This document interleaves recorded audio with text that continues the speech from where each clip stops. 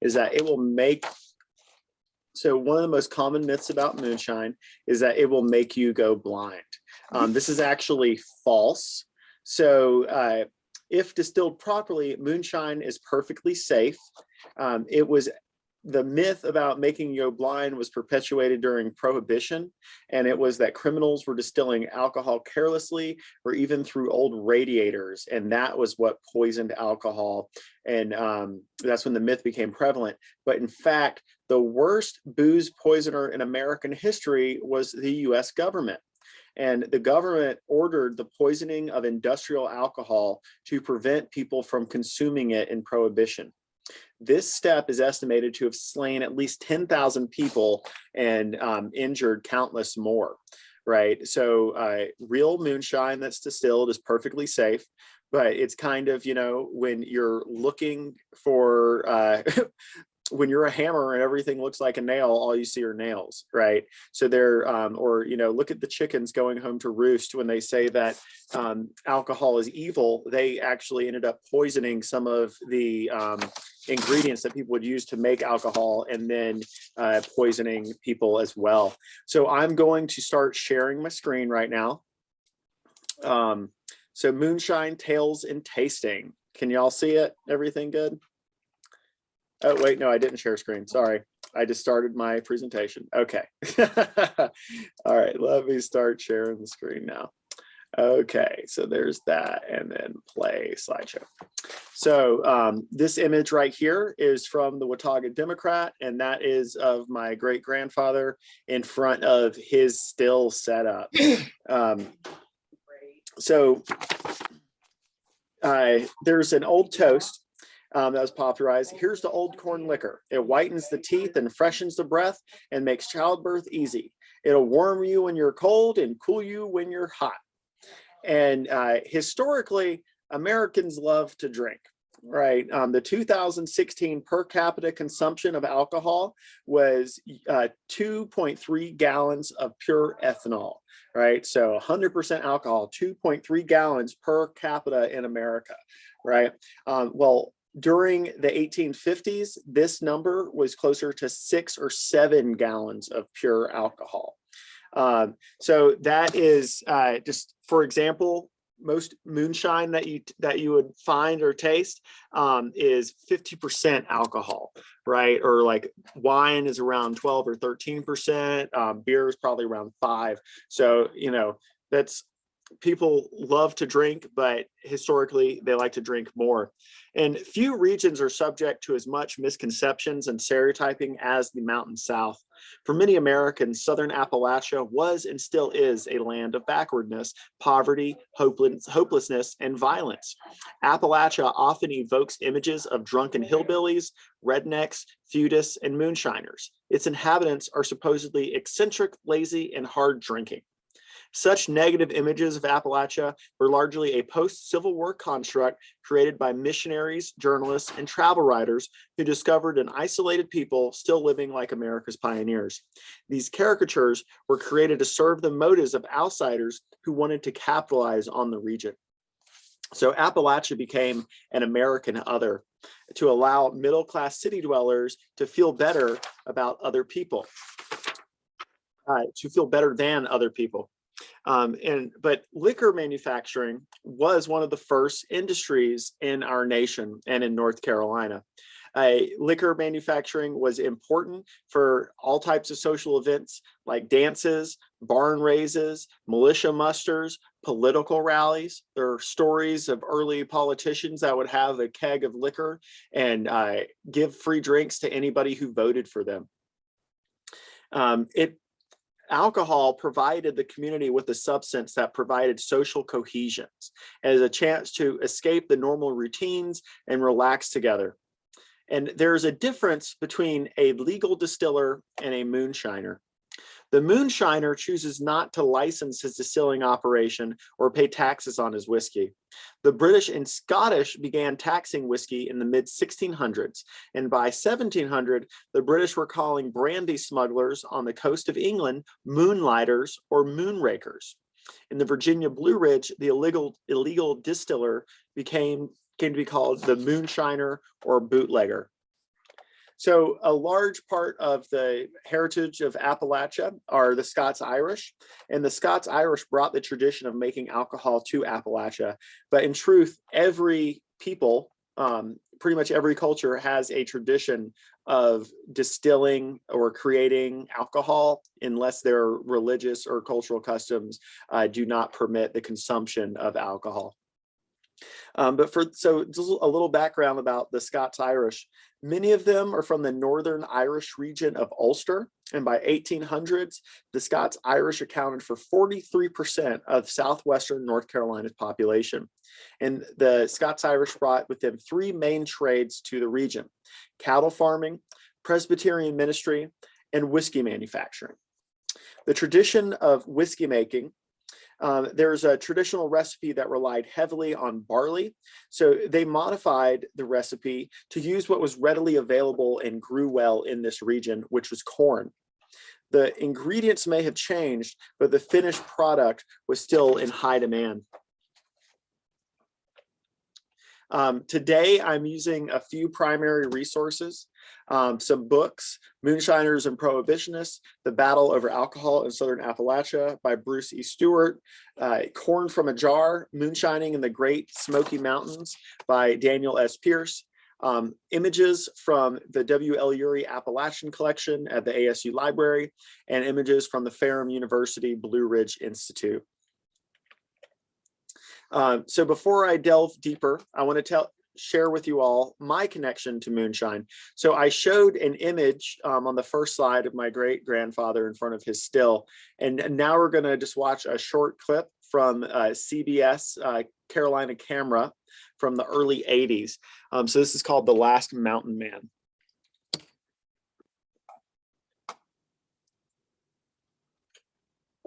For the next couple of minutes, it's 1930, and you're a revenue agent combing the woods for moonshiners. And this is your lucky day because you have caught him red-handed. There's old Willard Watson firing up his 35-gallon furnace. He's already dumped in the 4-day-old beer mash from the barrels. He's adding a gallon of rye and a gallon of malt from sprouted corn. It won't be long before he'll have a gallon of pure whiskey, the kind Willard declares will make you want to see your mother and shake her hand. Like any good moonshiner, Willard can feel the steam and know it's ready to cap. And just so that steam will force that pure stuff into the copper coils, he spreads pure rye paste around the edges of the cap. Now, you don't want to grab Willard till the liquor is ready to pour, and you've got to be careful of Rusty. It's known in these parts that Rusty will run anything from a bumblebee to a lizard, and he ain't partial to revenuers either. 65-year-old Willard Watson, though, is a prize catch for a government man. Moonshine got in his blood when he was just a small boy, and his uncle helped him make some pure apple brandy. But this mountaineer was smart. There's money in stilling liquor, he'd caution his kinfolk, but there's the penitentiary in it, too. Uh-oh, you know, Willard can smell a revenuer 100 yards away, and he didn't bring that musket out for hunting squirrels. Maybe you'd better call the office and send for some help if you're going to bust up Willard Watson still today. In all his days as a moonshiner, they never got Willard behind bars. It's too late now because Willard has the government's permission to keep his old still. You've guessed, of course, that this is all a put-on. Willard's been boiling water all this time, but it sure did bring back memories, like the time a friend put the government men on his trail. This fella turned us in on the law through the 38th special right in my face. He said, it won't be long now. And I wheeled and turned, and when I did, I just naturally dead flat out running. And while he put the light on me, I'd fall on the ground and skeet on my back. And when the light had come off of me, I'd come to my feet. And I'm the only man there is in this county that absolutely outrun Toby White. Days that's gone by, we'd laugh about that. And he said, I must be partly literate because I outrun him skeeting on my belly. Willard and Ole Watson might be considered real-life Beverly Hillbillies with... So the video continues, and it profiles more of just his life with my great-grandmother, Ora Watson, Willard's music, toy making, and just some other stories he has. But that first bit's just a little sample of the moonshining heritage. And then moonshine has also kind of become something very popularized. in this area, with the Battle of the Mountain Jug being something that is, nationally televised. It was when Western Carolina and App State were in the same football division. But it's just interesting how something that was once a derogatory slight against this area of moonshiners, to where it was then something that has been elevated to a point of pride, and something that people would seek out. And then, the winner of the Battle of the Mountain Jug between these two teams would get to carry the jug home with them. And I'd heard from some folks that it used to contain real moonshine in it. I don't know the validity of that statement.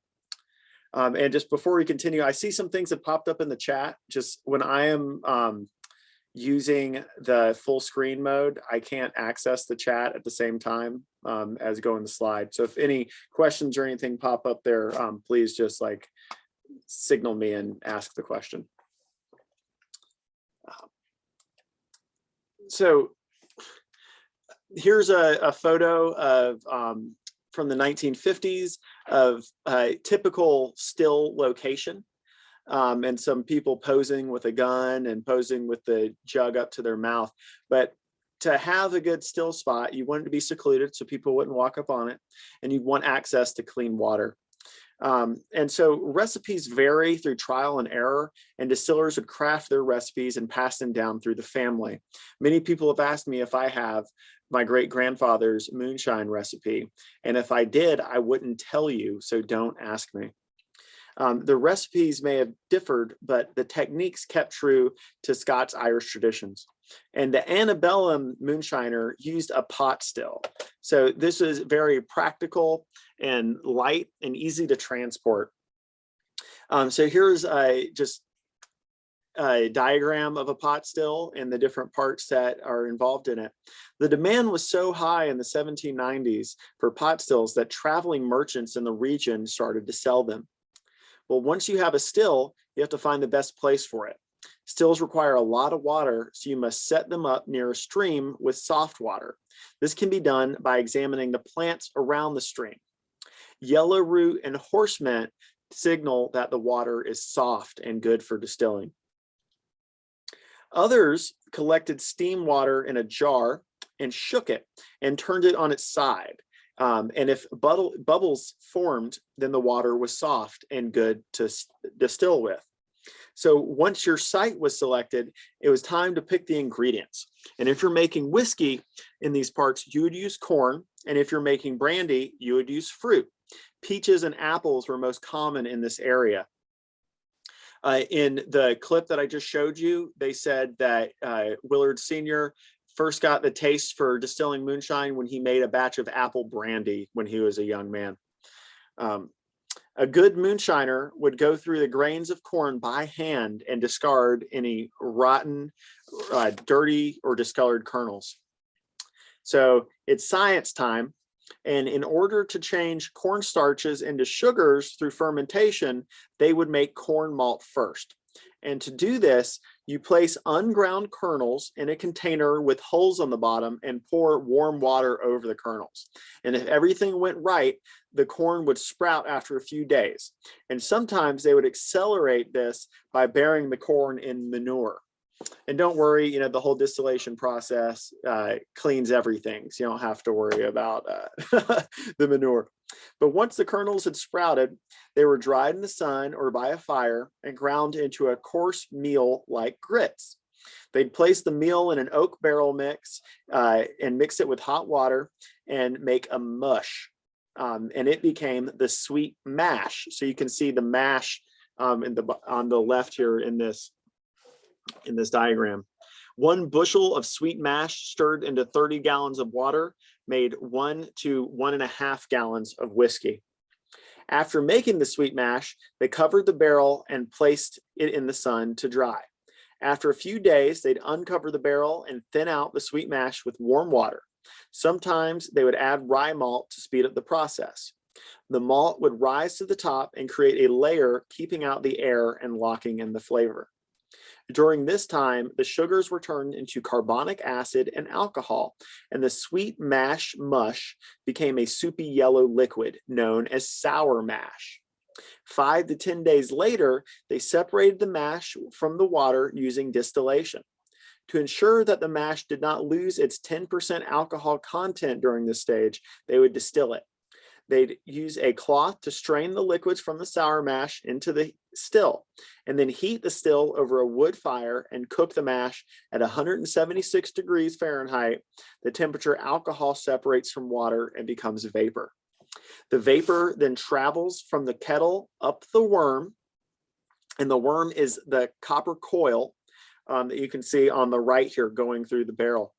The worm would set in a barrel of cold water to condense the vapor back into liquid, which would then drain into a vessel like the iconic mountain jug or mason jar.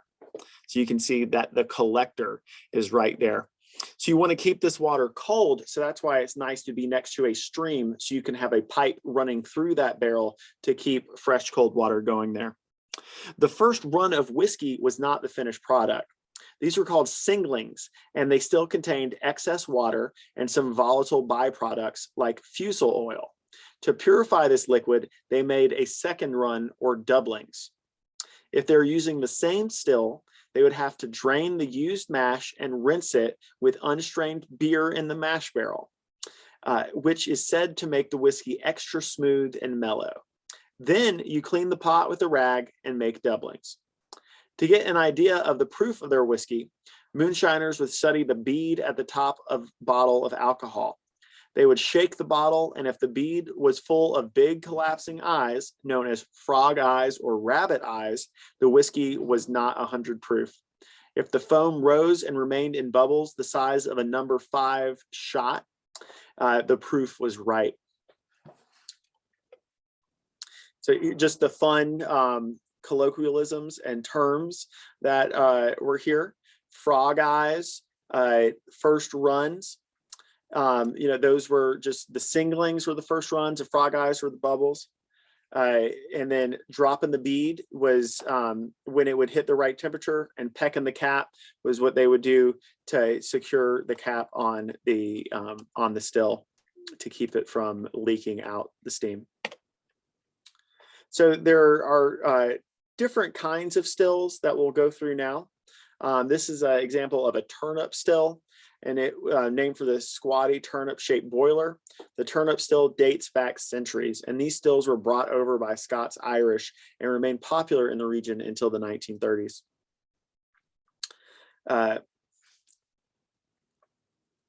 So throughout the 19th century, most Western North Carolinians believed that people had an inherent right to produce alcohol, even though they supported laws that regulated taverns and penalized public drunkenness. They insisted that the government had no legal authority to prevent people from manufacturing their own liquor for sale. The mountain people viewed liquor making as economically and culturally significant. After the Civil War, federal liquor laws were passed, and the mountain people supported illegal moonshiners even more. Accounts from the time show that some of the public viewed moonshiners as valiant Southerners, protecting the community from an abusive federal government. So to kind of give you some insight and set the scene, the Revolutionary War saw a national liquor tax, which led to the Whiskey Rebellion of 1804. The whiskey tax was repealed and reinstated for the War of 1812 and the Civil War. The liquor tax required producers to register their stills and pay a tax on all they produced. And this encouraged the growth of illicit distillation. And if you think about it, this is something that is like a cultural tradition of these people. It's something that they did to create alcohol, to kind of bring the social cohesion together, to build community. And then also, if you have an excess of corn at the end of the season, it's a way of preserving it. Corn will go bad. You can only make so much bread, but the liquor keeps pretty much forever. So here's a picture of a state trooper standing beside a car with a trunk full of illegal moonshine in 1940. So, it's kind of one of those things where the government wasn't getting tax revenue from it. So therefore it was illegal. And but these were people that they weren't making a ton of money in a lot of cases. They're just making a supplement to their income.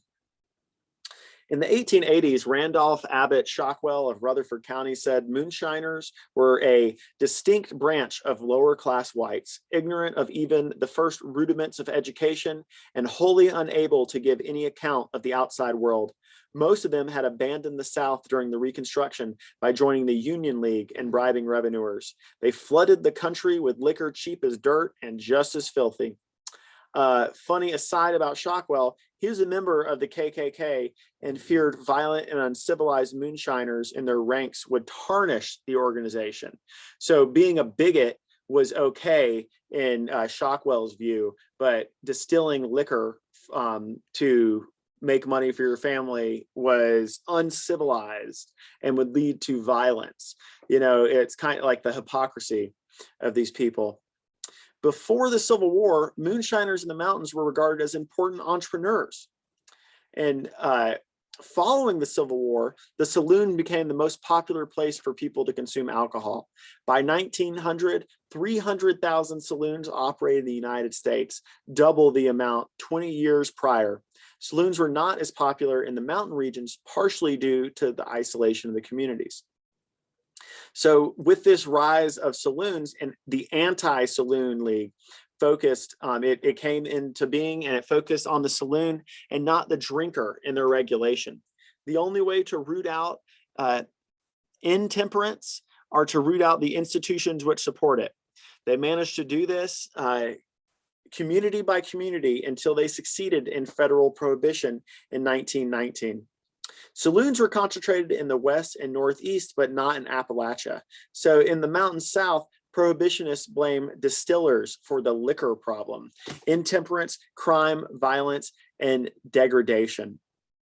It really seems like they are blaming, they're not getting at the root cause. A lot of stuff that was happening during this time, during the Reconstruction and post-Civil War era, there were people that were denied their pensions from the military. There were people that were not given opportunities for economic gain and occupation. There's a lot of corruption going around on the country, and a way to it's one of those things. There's like, do not look at these problems that exist, blame it all on alcohol, right? It's not really looking at what is causing the drinking, what is causing this illicit and violent behavior and the crime, right? It's one of those things where if people are able to provide for their families, to put food on the table, to have a meaningful income or a satisfying line of work, then a lot of times they don't tend to go into these like socially degrading fields, or they don't tend to be criminals or violent, but it's easier to blame alcohol. And so here's this picture: law enforcement officials stand near an illegal alcohol still captured during a moonshine raid circa 1920s. So this is a very large still. This would produce hundreds of gallons of alcohol and be something that would run constantly. You saw the still that the pot still and turnip still in the previous images that were smaller, that would produce maybe a gallon or a gallon and a half at a time. This would produce barrels or tens of gallons of alcohol at a time. In the 1890s, a national depression hit. Higher alcohol tax and local prohibition made moonshining an attractive alternative for Western North Carolina farmers, but the liquor tax hurt small producers more than anything. So, one thing I kind of mentioned before, but like corn was the main ingredient for moonshine. All mountain farmers grew corn. It took up about half of their land. And at one time, farmers would produce up to 50 gallons of whiskey using about a quarter of their total corn harvest.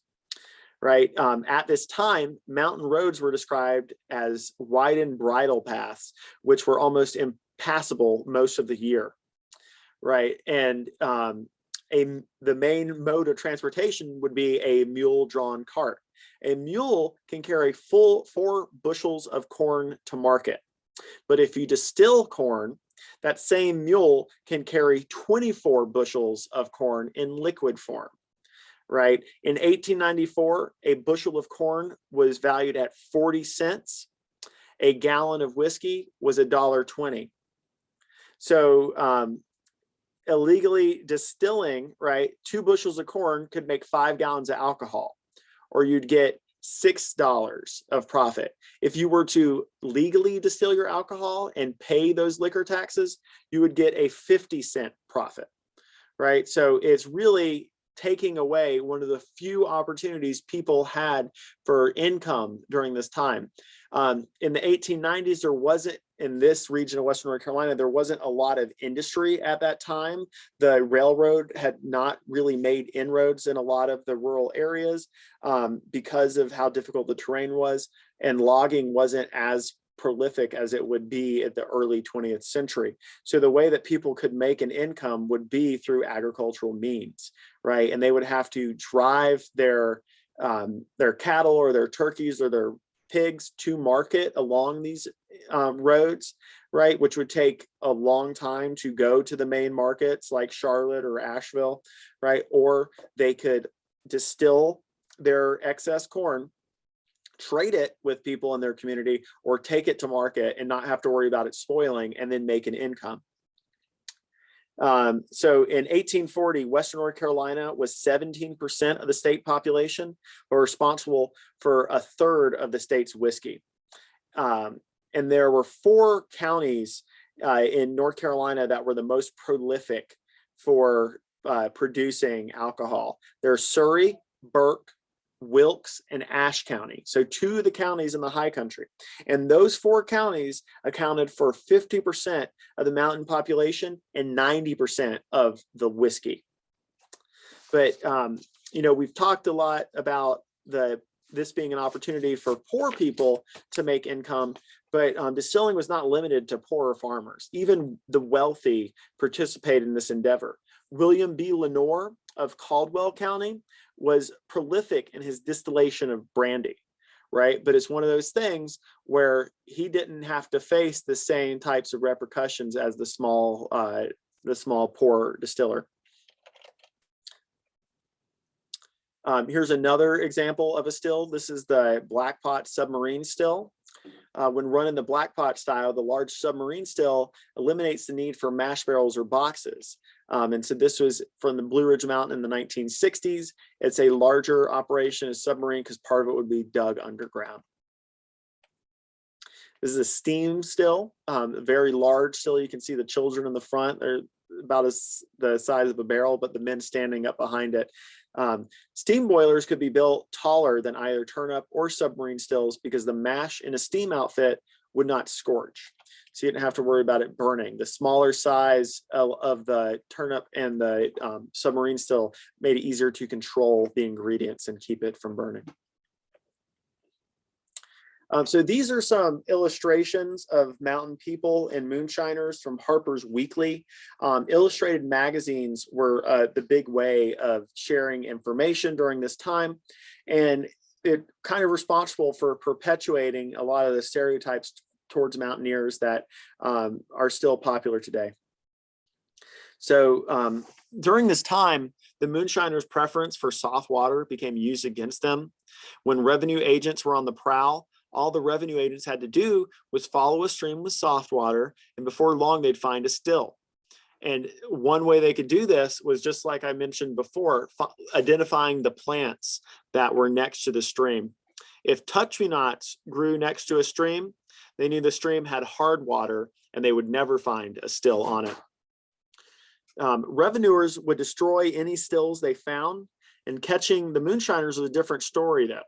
The moonshiners became experts in evading the revenuers, and some communities were plagued by violent clashes between revenuers and distillers.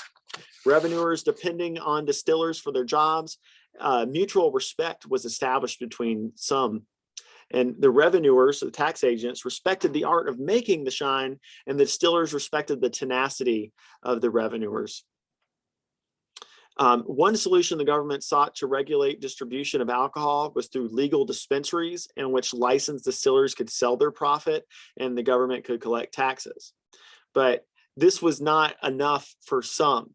The hardliner prohibitionists and evangelicals denounced the use of blood money from alcohol taxes to build roads. And a quote from a prohibitionist from 1895, C.M. Anderson stated, "I believe we're as good a right to legalize murder as we have to legalize and endorse the sale of liquor as a beverage." A farmer from Rutherford County, he did not like a local dispensary being built. And he said, "If it is wrong for a blind tiger to sell whiskey, it is wrong for Rutherford County to legalize the sale of it and receive half the profits. Christians cannot support the existence of a business which will destroy peace and happiness in this world." Another anti-dispensary quote, "There is where sin and shame and crime and death are sold lawfully." So it's really, a shame. These were rural communities that did not have tax revenue to support things such as road development or infrastructural things like, nice hospitals or schools. And people were so against alcohol that they refused to accept the tax revenue from it. These sentiments are echoed today in a current prohibition that we have against that some states have chose to legalize a certain cash crop and make millions of dollars in tax revenue, while other states use similar language that you can see with the prohibition against marijuana. But business owners blamed moonshiners for the moral and economic decline of their employees for selling alcohol to them. They said that moonshine caused rowdyism and late night brawls, moral and economic decline. Again, this is a symptom of a larger issue. The alcohol was not to blame for the people not having work, for them not having opportunities to feed their families. It was an outlet, an escape that people used, which then led to these larger issues. And here are those quotes again. Then a travel writer in 1899. I mentioned before that some of these accounts of the people of the region were perpetuated by travel writers. Travel writers were people that would, tourists that would go through the region and write letters to newspapers or back to family. In this quote, "Western North Carolina is dry, so dry that the prevailing thirst of the townspeople is astounding." Their thirst for alcohol, that is. And then here is the modern devilfish. This was a political cartoon from the late 19th, early 20th century. The devilfish cannot be destroyed unless the head, the source of the sustaining power, is destroyed, the head of which is the saloon. Right. So you see the hand is the hand of the Prohibition Party. Their knife is the vote. And the tentacles of the devilfish are the trafficking in girls, gambling, partnership with thieves, political corruption, defiance of the law. And somehow the saloon is the root of that. And, all those things kept happening even when prohibition was enacted. In 1903, the Watts Law was passed and prevented the sale and manufacture of alcohol outside of incorporated towns. If you were caught distilling, you had 6 months to 2 year sentence, up to $200 fine for the first offense. A second offense led you to 1 to 4 years incarceration and up to $1,000. Right? These were poor people for the most part, that they could not afford this fee.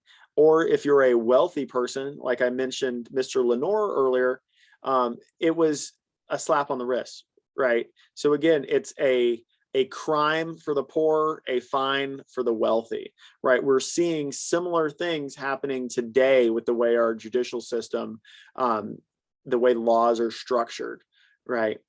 Especially when we look at the misuse of the financial market. right? With these multi-billion-dollar industries or wealthy people that are allowed to manipulate the market, where individuals lose their homes or lose their pensions, and then they get the people that perpetuate the crime get a fine, but they can. It's nothing for them when it's a drop in the bucket. And then this is from the Sun from Tallahassee, Florida in 1906. You can see just moonshine booze, right? And these people down at the bottom that are victims of moonshine booze. And those people are of African descent. And it's just perpetuating these negative stereotypes. And then you see here that the person that's being scared, you're seeing the profits drop out of his pocket.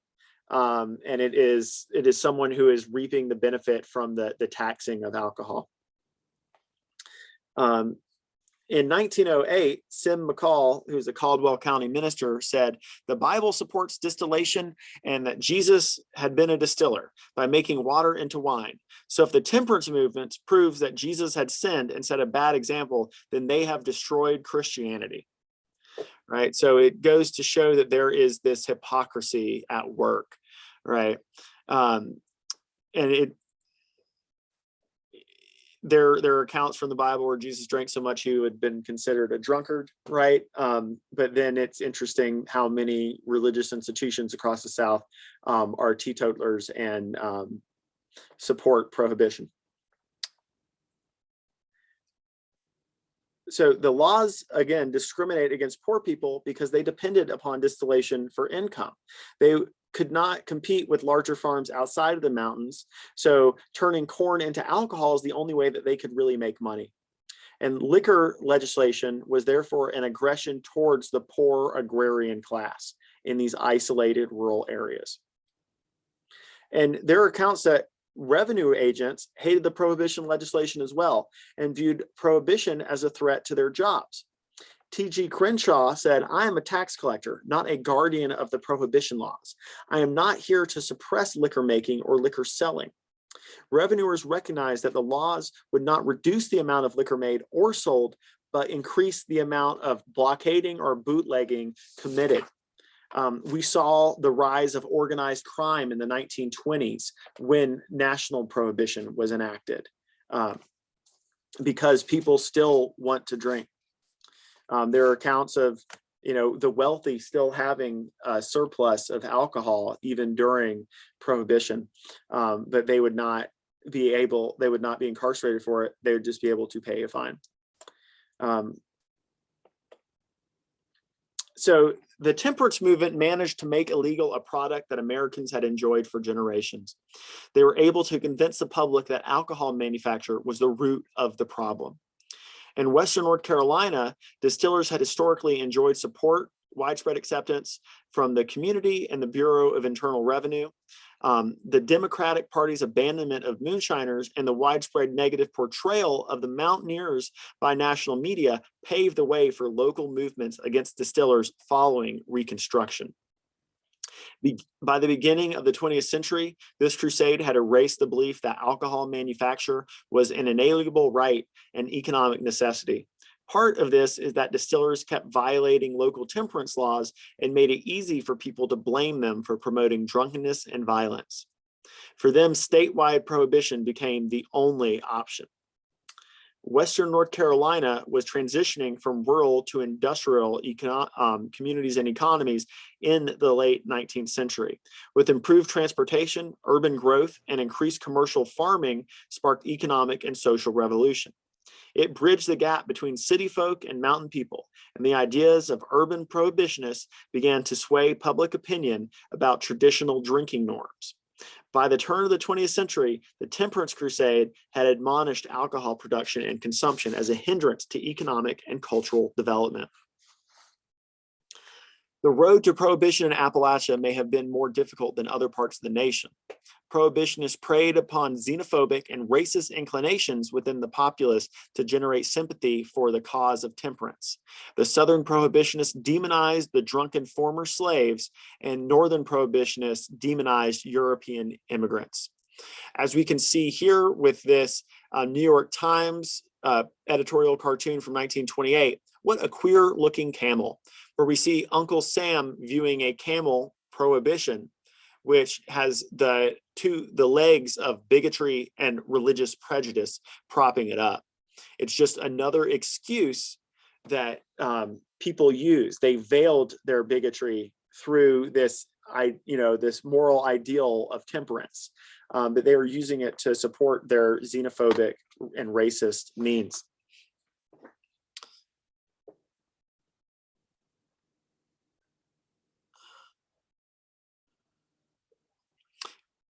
In Appalachia, the prohibitionists in turn painted the alcohol manufacturers and their clientele as a violent and ignorant man who promoted economic and moral decline and responsible for all ills of society.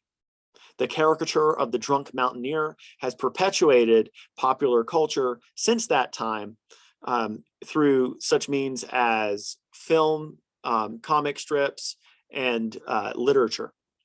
Prohibitionists could gain support for temperance, but they could never stop the demand for and supply of alcohol. Prohibition only intensified the desire of alcohol and increased the value of it that it fetched on the black market. During the 1920s and 30s, lack of jobs in the mountains led more and more people to the still in hopes of providing for their families. So this part of Appalachia and Western North Carolina, the large economic driver for the region was initially agriculture, but then large farms off the mountain and the rise of refrigeration made their opportunities go, their economic purchase power go down because they could not compete with the larger scale farms down the mountain. But then the main industry here was extractive. It was a lumber industry. But by the 20s and 30s, the mountainsides were clear cut, which led to other issues besides lack of employment, but with large scale environmental damage through flooding. So from this quote comes from the oral history of a moonshiner from Cherokee, North Carolina. Everybody was needy. Half of them didn't have shoes. I just got to the point where I didn't care. Young, stout, and I couldn't find a job.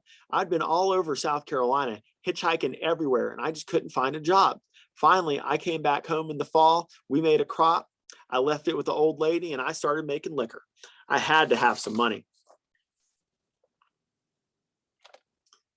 And then here's this image from bystanders attempt to capture cups of moonshine as being poured out of a window by a federal agent during a raid in 1925.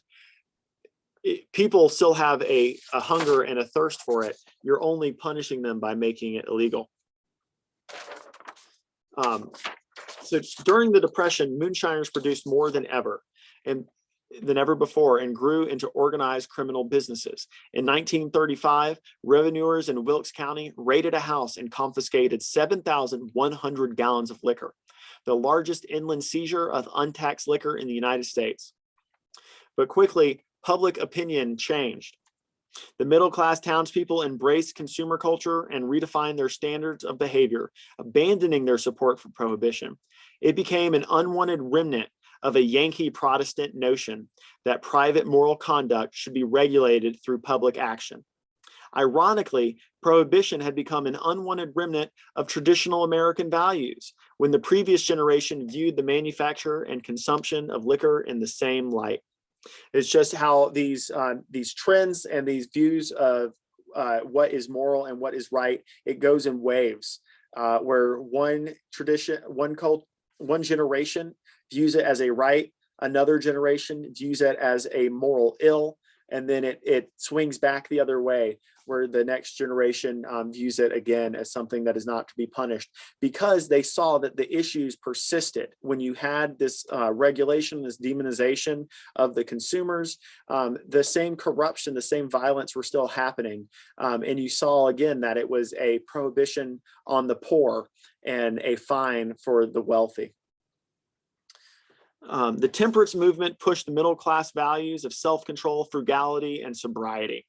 But the shift occurred in framing the negative effects of alcohol from being on the individual to society as whole, the systemic consequences of an alcohol culture.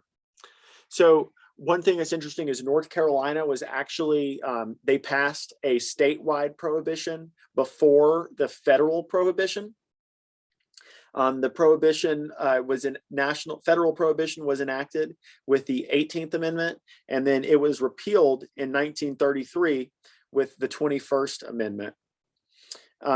And what a good day that was, because we saw the rise of organized crime through that time period and the rise of the prosecuting poor and minorities for the consumption of the alcohol, while the wealthy whites were able to get away with it. So while federal prohibition was repealed in 1933, many counties in North Carolina still were dry. And there are some counties across the nation that are still dry. Graham County, North Carolina, is currently the only dry county in the state, right? And that just means that the people have to go next door to purchase their alcohol. That revenue, the tax money from the alcohol, is not going to that community. It's going to their neighbors, right? And it's just one of those things where people are shooting themselves in the foot by missing out on that income. And we'll touch soon about the current state of alcohol in the state. But alcohol in Watauga County, in our county, alcohol sales are not allowed in unincorporated towns. So that's why if you are traveling through Watauga County and you go to a gas station that is just in the county and not in a town proper, you cannot purchase alcohol. One interesting thing is if you are going through Highway 105 in Fosco, you'll notice that Seven Devils has their signs like "Welcome to Seven Devils," and then you drive right through it, but you're still in Fosco. But that gas station there, you can purchase alcohol at because Seven Devils is incorporated and allows alcohol. Fosco is incorporated. So when you go to the Dollar General in Fosco, you cannot purchase alcohol there. It's just one of those interesting things, and how, it's kind of backwards. So this image here is just example of how people would stash alcohol in their cars for bootleggers, right? We saw previously people carrying jugs in their trunk. Well, this is a hidey hole near the ignition switch in a car that had been modified. But currently in North Carolina, we pride ourselves on alcohol, right? And it's amazing, like I said, how that pendulum has swung the other way back to what it was like when the state was initially founded, when people viewed alcohol consumption as part of just like, their rights. They should be able to do it. It's you shouldn't police what goes on in someone's private life, right? Stay out of their stay out of their bedroom, stay out of their refrigerator, right?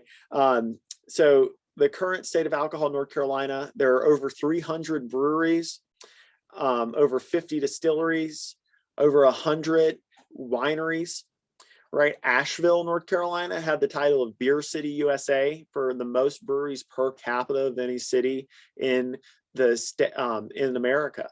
I mean, and it's really just interesting, how now you can go and buy posters or puzzles even that are like this image here of all the breweries from across North Carolina. And there are places that have tours, like brewery tours. You can get on a bus in Asheville and go ride brewery to brewery to brewery. There are people that make it a destination for their tourism, and it's brought a lot of income.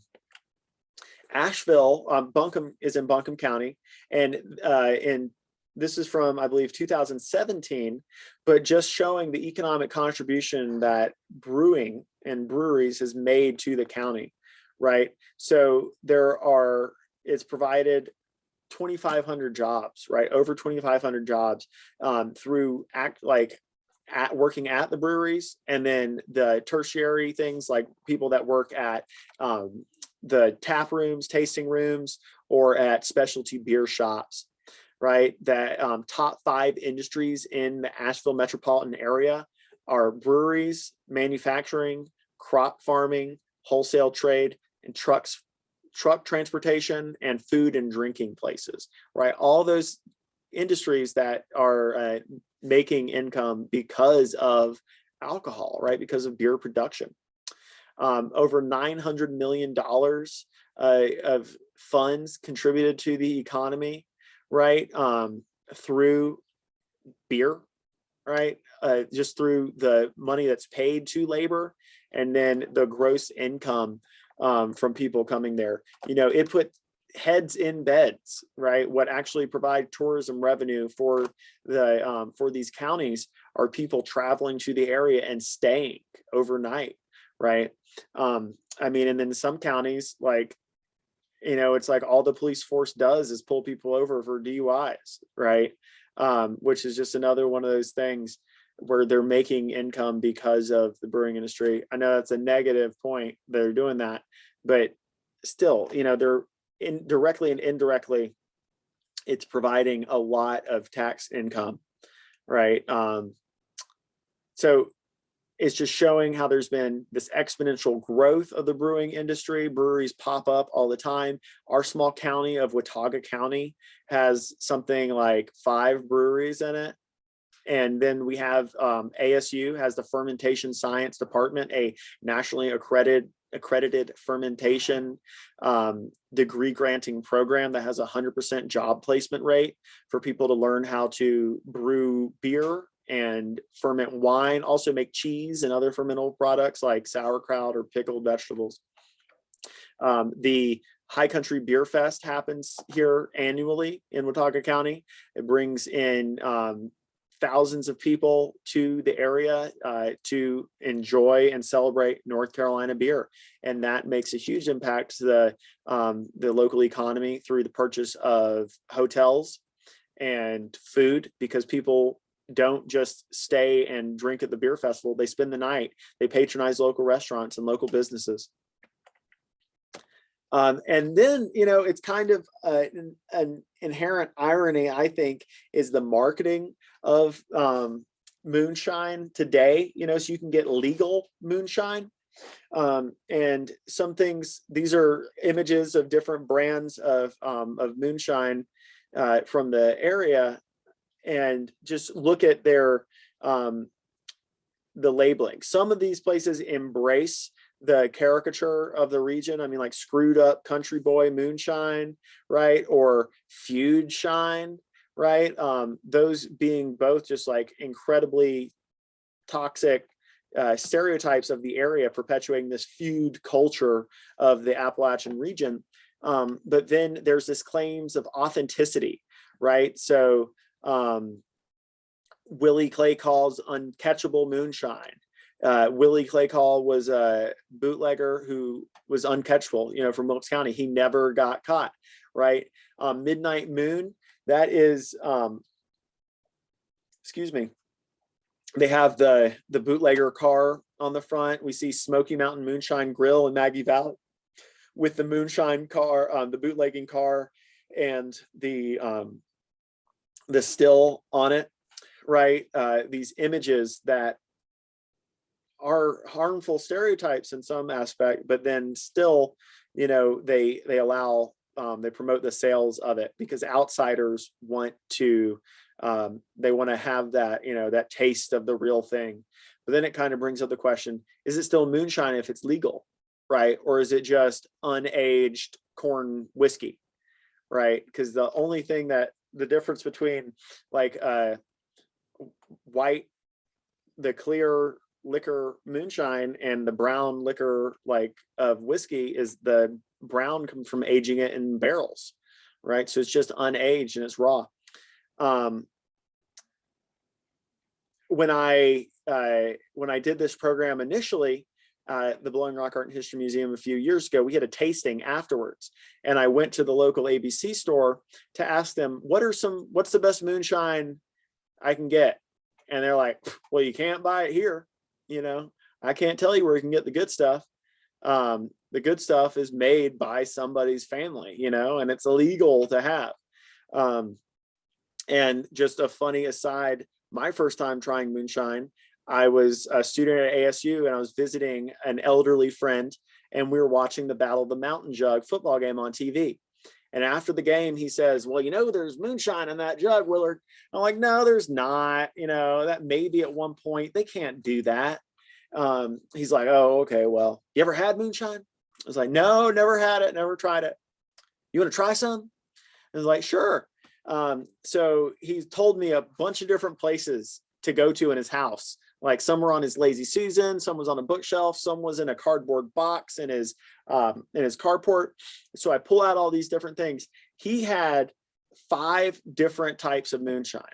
It had like legal moonshine that was Southern Moon, which is Jimmy Johnson, the NASCAR driver, his moonshine, because apparently he was a bootlegger back in the day. So it's his legal brown to moonshine. Then he had White Lightning, just, the clear moonshine. He had apple pie moonshine, raspberry moonshine, blueberry, and lemon. And then he's like, well, try them all. What's your favorite? And just like having a sip of each, I am really partial to like the apple pie. I think it's nice, like the cinnamon flavor to it. But that stuff is strong. I had to stay a while at his house, so I sobered up after that.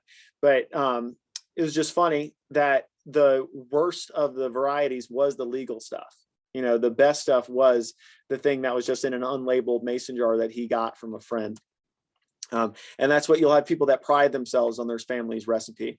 There's even some cookbooks you can find locally that have, liquid corn, or I've been to some conferences in the Appalachian region that have a silent auction, and they have a unlabeled jar that's on the silent auction slip is liquid folklore, or liquid corn, and you can bid on it. So these are 2 brands, the Call Family Distilling, and then the other one is Howlin' Moon. And this is kind of their claims of authenticity that are on the can, on the jar labels. This is authentic steam distilled moonshine from Wilkes County, North Carolina, the moonshine capital of the world. It's revered by most and as the best shine to come out of this part of North Carolina. Willie Clay always stayed true to his roots, running shine all throughout the country. Revenuers soon came to call him the uncatchable, right? Call Family Distillers in Wilkesboro. They do distillery tours. You can go and try it, and they have a variety of flavors. It's good stuff. Then the Howlin' Moon, this is they have a clipping from a newspaper about Yancey Badman on a warpath, right? So showing some of this, like their family's claim to authenticity for making moonshine, right? But just kind of also perpetuating these, like the negative side of it, right? And so you can go and buy these and many more at your local ABC store. It's just it's kind of ironic to me, like how things have come back around to where now it's legal and people are so excited to talk about this history of the illegal aspect of it. So there are some really good books out about moonshine that you can pick up from your local bookstore. So Modern Moonshine, it's really nice. It talks about the current state of moonshining and kind of those things, the cultural shift from it being something illegal with national prohibition, and these only people that drank moonshine or made moonshine were these backwards, hillbillies who were violent and of ill repute and lazy, then Moonshiners and Prohibitionists. This one's a really great academic text by a former App State professor, Bruce Stewart, and that has tons of great historical accounts. That's where I got the quotes that I mentioned in there, and it really illustrates the push for the temperance movement and the development of these negative stereotypes of the mountaineer and the moonshiner. Tar Heel Lightning by Daniel S. Pierce. And then Daniel Pierce wrote another book, Corn in the Jar, Moonshine in the Great Smoky Mountains. All these books are really great. If you just want, a good introduction, I'd recommend like Corn in the Jar. If you want a deeper dive into things, Moonshiners and Prohibitionists is a great read. And a lot of these books are for sale at Foggy Pine Books in Boone. So yeah, so the legal options that I showed were the Uncatchable Sour Mash White Lightning from Call Family Distillery and the Howlin' Moon Apple Pie Moonshine. And then this picture here, I just wanted to save till the end, is Willard Sr. He was part of the Smithsonian Festival of American Folklife in Washington, D.C. And this picture comes from the Winston-Salem Journal in the late 60s. So Willard got a permit to make moonshine on the National Mall. They actually have one of his stills in the Smithsonian American History Museum. And so this picture is just, you know, he always dressed like this, like the flannel shirt, the big hat. That rifle is his grandfather's like front loading rifle. And then, yeah, with the jug of moonshine up to his lips and the Washington Monument in the background. Just a fun photo there.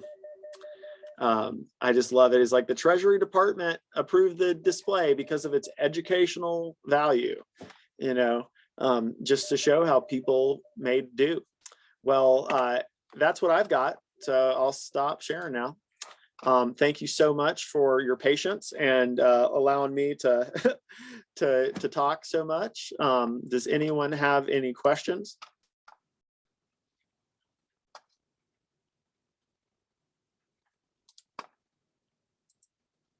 I did want to